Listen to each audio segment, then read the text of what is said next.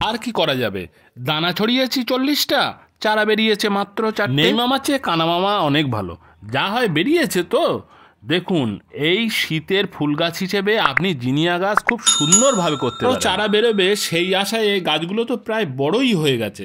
আর দেরি না করে আজই তুলবো এবং আজই কি করে প্রতিস্থাপন করব সবটা আপনাদের সাথে দেখাবো।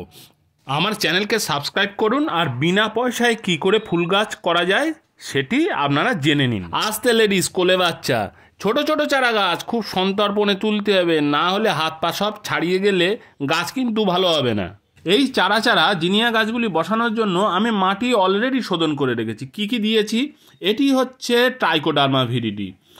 আর এই ট্রাইকোডার্মা ভিরিডি আপনি আপনার নতুন মাটিতে এইভাবে যদি একটুখানি ছড়িয়ে দেন তাহলে গাছের শিকড়ের সমস্ত প্রবলেম কিন্তু দূর হবে। আর এটি হচ্ছে সিউডোমোনাস, এটি গাছের শিকড়জনিত এবং কাণ্ডজনিত যত ধরনের রোগ আছে সব দূর করতে সাহায্য করে, দুটোই কিন্তু অর্গানিক। এবার এই গাছগুলিকে সন্তর্পণে বসাতে হবে।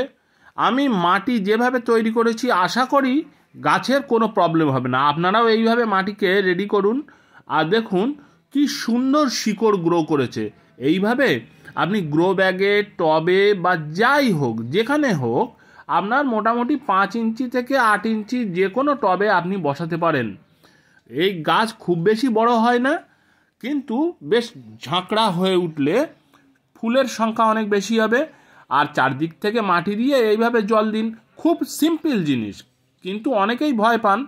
আমি আপনাদের হাতে কলমে করে দেখালাম। যদি ভালো লাগে আমার ভিডিওটি তাহলে অবশ্যই কিন্তু একটি লাইক দেবেন। আমি এইভাবে আমার এই যে 4-5টা যে গাছ হয়েছে সেগুলি সবকটাকে আমি বসাই, না হলে নেড়া নেড়া লাগবে। এবছর আমি দেখছি যে সিড জার্মিনেশন তুলনামূলকভাবে টাফ। তার কারণ ওয়েদার হতে পারে নাকি আমি বলতে পারবো না। সব একদম টাটকা দানা, কিন্তু জার্মিনেট হয়ে তুলনামূলকভাবে কম চারা বার হচ্ছে।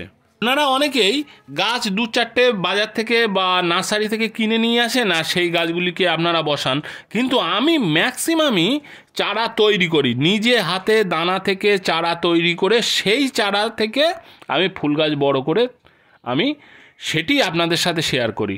আশা করি আমার এই ভিডিওগুলি আপনাদের অনেক কাজে দেবে। আর আমি এই ভিডিওটি দীর্ঘায়িত করছি না।